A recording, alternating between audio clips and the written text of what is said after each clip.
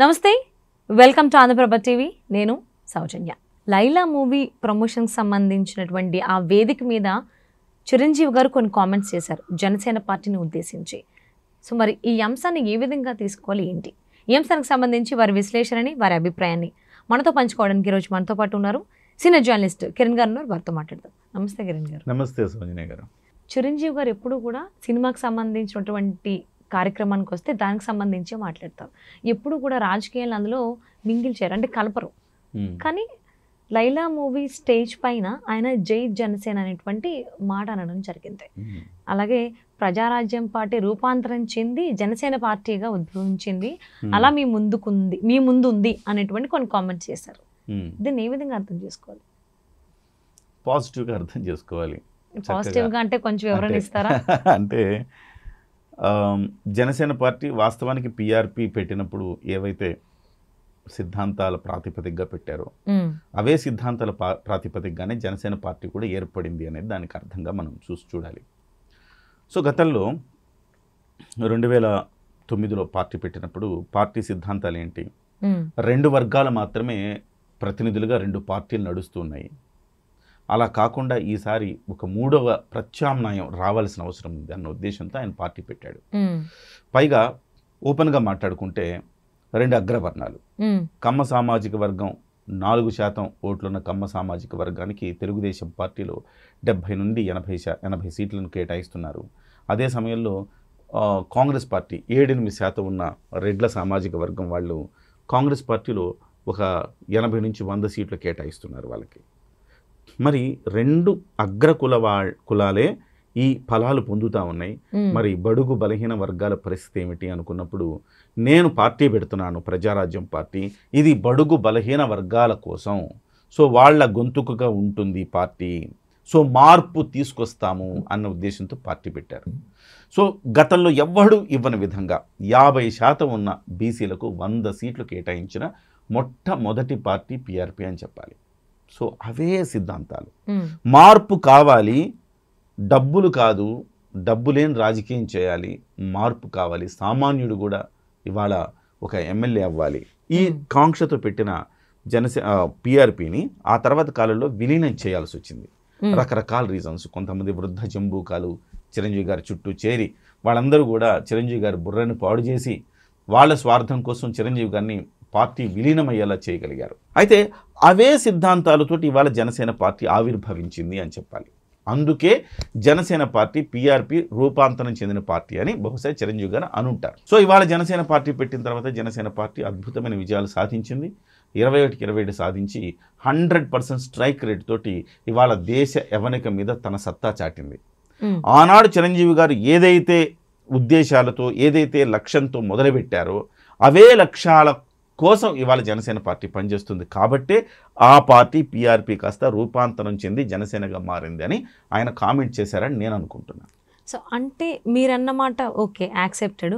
But ఇప్పుడు గెలిచిన తర్వాత చిరంజీవి గారు ప్రజారాజ్యం పార్టీ రూపాంతరం చెంది జనసేనగా బయటకు వచ్చింది, జై జనసేన అని ఒక సినిమాకి సంబంధించిన కార్యక్రమంలో మాట్లాడడం ఓకే. బట్ నిజంగా అది నిజమైతే ప్రజారాజ్యం పార్టీ ఆ తర్వాత జనసేనగా బయటకు వచ్చిన తర్వాత దాన్ని అధ్యక్షులుగా పవన్ కళ్యాణ్ గారు ఉండడం జరిగింది. సో మేబీ చిరంజీవి గారే వెనుక నడిపిస్తున్నారని అనుకోవచ్చు. కానీ ఓడిపోయిన టైంలో ఎందుకు పవన్ కళ్యాణ్ గారు వెంటే లేరు చిరంజీవి గారు? నిజంగానే ప్రజారాజ్యం పార్టీ రూపాంతరం చెంది జనసేన పార్టీగా వచ్చినట్లయితే ఓకే. అందువల్ల ఇందులో మీకు ఒక 2 విషయాలు చెప్పాలి. చిరంజీవి గారు ఏం వెనకుండా నడిపించట్లేదు. చిరంజీవి గారు ఇచ్చిన ప్రోత్సాహంతో ఏదైతే భావజాలం ఉందో ఆ రోజు కూడా పవన్ కళ్యాణ్ గారు యువరాజ్యం పార్టీ అధ్యక్షులు. యువరాజ్యం పార్టీ అధ్యక్షులుగా పిఆర్పి కోసం అహర్నిశలు పనిచేశారు. అన్నయ్యకి వీలు పడక, ఆయన మనస్తత్వానికి సరిపోక ఆయన పార్టీని విలీనం చేశాడు. కానీ నేనెందుకు పార్టీని నడపకూడదు అనుకుని ఆయన జనసేన పార్టీని పెట్టుకున్నారు. ఆ రోజు జనసేన పార్టీని పెట్టిన రోజు ఆయన 0లో పెట్టాల. మీరు ఒక వ్యాపారం చేస్తే మీరు 0 నుంచి స్టార్ట్ చేస్తారు. సో వ్యాపారము, పార్టీను, ఇంకోటి 0 నుంచే కదా మనం స్టార్ట్ చేస్తాం. కానీ పవన్ కళ్యాణ్ గారు మైనస్ నుంచి స్టార్ట్ చేశారు. ఎందుకు అంటే జనసేన పార్టీ పెట్టే నాటికి పిఆర్పి మీద ఒక రకమైన మైనస్ ముద్ర ఉంది. మళ్ళీ అన్న పెట్టాడు పార్టీ విలీనం చేశాడు, తమ్ముడు పెడుతున్నాడు పార్టీ, మళ్ళీ ఈయన ఎప్పుడు విలీనం చేస్తాడు, ఇలానే అంటూ వచ్చేవాళ్ళు. సో అది ఒక నెగటివ్ అయిపోయింది జనసేన పార్టీ. ఆ నెగటివ్ నుంచి పార్టీని మళ్ళీ జీరోకి తీసుకొచ్చి జీరో నుంచి ఇవాళ 100కి తీసుకెళ్లారు పార్టీని. సో ఈ క్రమంలో పవన్ కళ్యాణ్ అనే వ్యక్తి ఎన్నో ఆటుపోట్లకు గురయ్యాడు. ఆ సమయంలో చిరంజీవి గారు నేనున్నాను అని అంటే చిరంజీవి గారు ఉన్నాను అనగానే మైనస్ అవుతుంది. ఓకే, మరి అటువంటిప్పుడు చిరంజీవి గారు అనగలరా? ఆలోచించండి. మనసులో ప్రేమ ఉంటుంది, తమ్ముడు కష్టపడుతున్నాడని ఉంటుంది, అవసరమైనప్పుడు వీలైనప్పుడు మనకు తెలియకుండానే వాళ్ళు చర్చించుకునే అవకాశం ఉంటుంది, వాళ్ళు చర్చించుకునే ఉంటారు. కానీ బహిరంగంగా ఆ రోజు 2019లో ఓటమిలో మీరు చెప్పినట్టు ఓటమిలో ఉన్నప్పుడు ఆ రోజు బహిరంగంగా చెప్పి ఉంటే చిరంజీవి గారు మరింత మైనస్ అయ్యేది కదా చిరంజీవి గారి వల్ల పార్టీకి.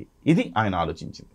నేను మైనస్ చేశాను, సో అలాంటిది ఇవాళ పవన్ కళ్యాణ్ పోరాడుతున్నప్పుడు నేను ప్లస్ కావాలే తప్ప మళ్ళీ నేను ఎంటర్ అయిపోయి మళ్ళీ మైనస్ అవ్వద్దు. ఆ రోజు అన్న పార్టీని పెట్టి విలీనం చేశాడు, మళ్ళీ వచ్చాడు ఈ పార్టీలోకి, సో ఈ పార్టీని కూడా విలీనం చేస్తారన్న భావాన్ని కలిగించకూడదు కాబట్టి దూరంగా ఉన్నాను అని ఉండాలి అని ఆయన అనుకున్నారు, అందుకే దూరంగా ఉన్నారు. ఇవాళ విజయం సాధించింది కాబట్టి ఎస్ ఇక తమ్ముడికి తిరుగులేదు అని ఆయన భావించాడు కాబట్టి ఇవాళ ఎస్ అది పీఆర్పీ నుంచి రూపాంతరం జనసేన అయింది, జై జనసేన అన్నారు ఆయన.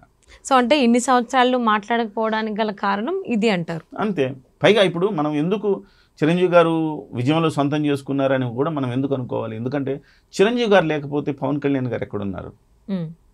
అంతే కదా. పవన్ కళ్యాణ్ గారి గొప్ప రాజకీయ ఆలోచనలు భావజాలాలు ఉండొచ్చు, కానీ ఉండాలంటే అసలు పోటీ చేసే స్థాయికి ఎవరు తీసుకెళ్లారు? పవన్ కళ్యాణ్ ఉండాలి కదా. చిరంజీవి గారే ఆయన హీరో చేశారు, హీరో చేసిన తర్వాత ఆయనకి ఒక ఇమేజ్ వచ్చింది, మంచి మంచి సినిమాలు పడ్డాయి, ఇమేజ్ వచ్చిన తర్వాత ఆయన నేను కూడా స్వతంత్రంగా జీవించగలను, స్వతంత్రంగా పార్టీ పెట్టగలను అనుకున్నాడు, పార్టీ పెట్టాడు, సక్సెస్ అయ్యాడు ఇవాళ. సో చిరంజీవి గారి ఆయన ఏమంటారు ఆయన లెగసీ నేను తీసుకొని వచ్చాడు. సో అంటే చిరంజీవి గారు ఒక సినిమా కార్యక్రమానికి వచ్చి ఇలా జై జనసేన అని జనసేన పార్టీని ఉద్దేశించి మాట్లాడడం వెనక కూడా ఏం అర్థం చేసుకోవాలి అంటారు? అంటే ఎప్పుడు ఇలా ఆయన అంటే పొలిటికల్ పార్టీకి వస్తే సినిమా గురించి మాట్లాడడము, సినిమా గురించి వచ్చినప్పుడు పాలిటిక్స్ లేదంటే ఒక రాజకీయ పార్టీ గురించి మాట్లాడడం ఎప్పుడు జరగలేదు. సో ఈసారి లైలా మూవీకి సంబంధించిన స్టేజ్ పైన ఎందుకు చిరంజీవి గారు ఈ ప్రస్తావన తీసుకురావాల్సి వచ్చింది? ఐ మీన్ జనసేన పార్టీకి సంబంధించి ప్రస్తావించాల్సి వచ్చింది. ఇప్పుడు విశ్వక్సేన్ తండ్రి గురించి పరిచయం చేస్తాడు ఆయన, యాదృచ్ఛికం అది, ఆయన కావాలని చెప్పరా. విశ్వక్సేన్ తండ్రి గురించి పరిచయం చేస్తూ ఈయన పీఆర్పీ టైం నుంచి నా ఫాలోయర్గా ఉన్నారు, నా పార్టీలో కూడా పనిచేశారని చెప్తున్నప్పుడు పీఆర్పీ కాదు జనసేన అని బయట నుంచి సౌండ్స్ వచ్చినప్పుడు ప్రేక్షకుల నుంచి వచ్చినప్పుడు ఆయన అన్నారు ఎస్ జనసేన, జై జనసేన పీఆర్పీ నుంచి రూపాంతరం చెందిందే జనసేన అని చెప్పాల్సి వచ్చింది అప్పుడు. అంతే తప్ప ఆయన పర్టిక్యులర్గా ఈ అంశాన్ని ప్రస్తావించలేదు. వాస్తవానికి అదేం డ్యామేజ్ కూడా కాదు, సినిమాకి ప్లస్సే అవుతుంది తప్ప డ్యామేజ్ కూడా కాదు. సో కొంత ఈ పృథ్వీ చేసిన కామెంట్స్ ఏవైతే ఉన్నాయి కొంచెం డ్యామేజింగ్గా ఉన్నాయి, కానీ దానికి వాళ్ళ ప్రెస్ మీట్ పెట్టి వివరణ కూడా ఇవ్వబోతున్నారు. కానీ చిరంజీవి గారు చాలా చక్కగా మాట్లాడారు. డెఫినెట్గా ఇది ఒక ఆహ్లాదకరమైన వాతావరణంలో జరిగింది ఆ కార్యక్రమం మొత్తం. జై జనసేన అన్నారు అంటే చిరంజీవి గారు బహుశా ఇంకా వేరే పార్టీలకు వెళతారు అనేది కొట్టిపారేయచ్చు. And absolutely. And even Chiranjeevi garu ఎప్పుడైనా కానీ ఏ వేదిక మీద అయినా చాలా పెద్దరికంగానే వ్యవహరిస్తూ ఉంటారు. ప్రతి సందర్భాన్ని కూడా చాలా ఆచితూచి ఆయన హ్యాండిల్ చేస్తూ ఉంటారు. సో అది అందరికీ తెలిసిందే. సో లైలా మూవీ వేదిక పైన కూడా ప్రతి అంశాన్ని చాలా చక్కగా హ్యాండిల్ చేశారని అర్థమవుతుంది. Thank you so much Kiran గారు.